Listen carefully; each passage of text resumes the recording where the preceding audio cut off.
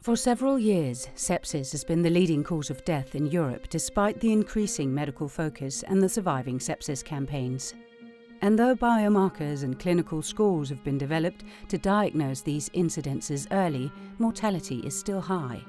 Early triage and possibly directing a change of treatment could save lives.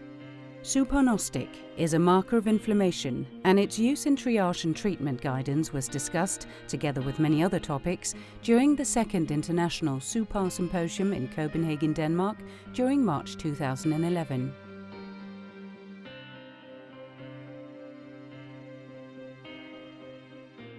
Yeah, well, it's a brand new thing, sort of, with the offering of the prognostic value compared to the diagnostic tools that we already have available, like CRP and BCT, and that's the benefit over the competition. What we have in our hands is really sort of risk recognition or death signal, overall risk signal, which could really supply us with the signal of this particular patient.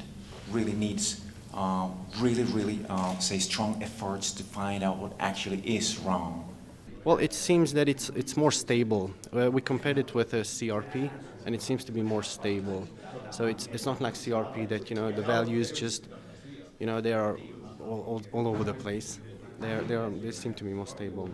And in Finland, mainly the interest has been so far in the sepsis field and septic conditions and so on, where prognosis is really important, and where no such biomarkers are available at the moment.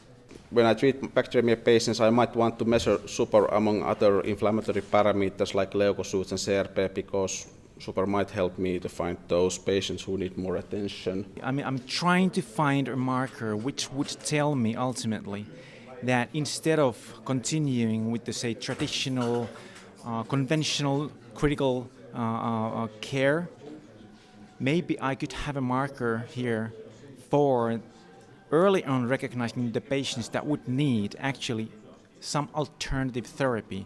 In case of acute lung injury, that could mean possibly ECMO treatment early on based on this kind of biomarker. I mean, that's the ideal, say, vision that I have for this marker. Highest serum suPAR concentration quartile had 2.5 risk of death related to the critical illness. And this might be sort of, say, access towards clinical intervention, having cut off be it 13 or 14 nanograms per ml, so that these patients might actually benefit from alternative modes of mechanical ventilation. I can try to give my answer. I think it's very interesting for physicians at triage points. That can be either the ER, like trying to judge how severely ill the patient is. That can be the general practitioner trying to assess, how close of a surveillance does this person need? Because he's a smoker, risk of cancer, it's a diabetic, risk of cardiovascular risk. I don't really see that we need to understand everything if we have a clinical relevance, and I think the data become more clear that there is a clinical relevance. But can we predict mortality in these patients or predict the outcome of these patients?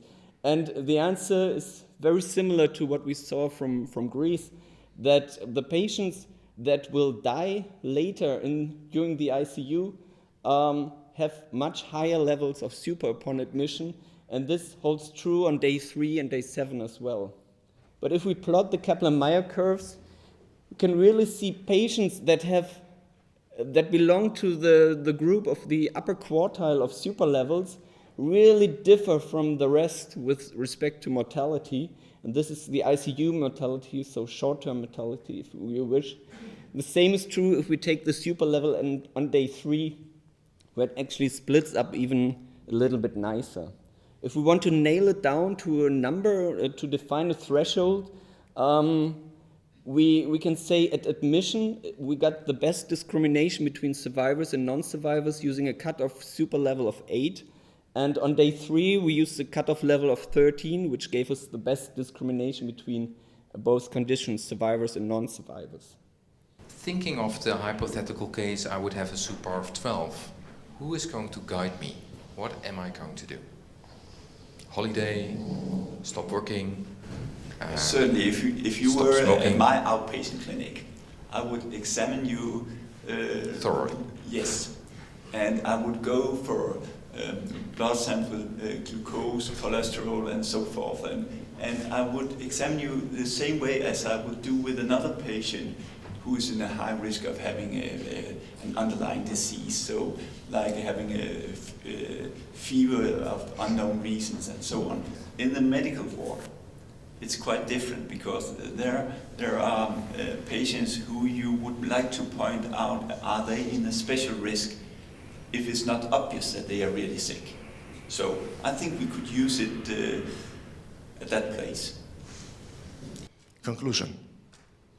The dynamic of concentration of suPAR, both in patients who survived and died, was different than the other parameters, inflammation parameters. Dynamic of suPAR level is characterized by increased concentration in the event of deterioration and death of the patient and decreased concentrations for effective therapy. That dependency is not visible to other tested parameters. Preliminary results indicate that the evaluation of plasma levels seems to be a useful prognostic parameter of clinical course of disease in a patient treated in intensive care unit. If we compare suPAR to other biomarkers, we have to say that if we use single biomarkers, the suPAR really seems to do better than, for instance, CRP or procalcitonin, albumin or creatinine, both on the ICU survival as well as overall survival.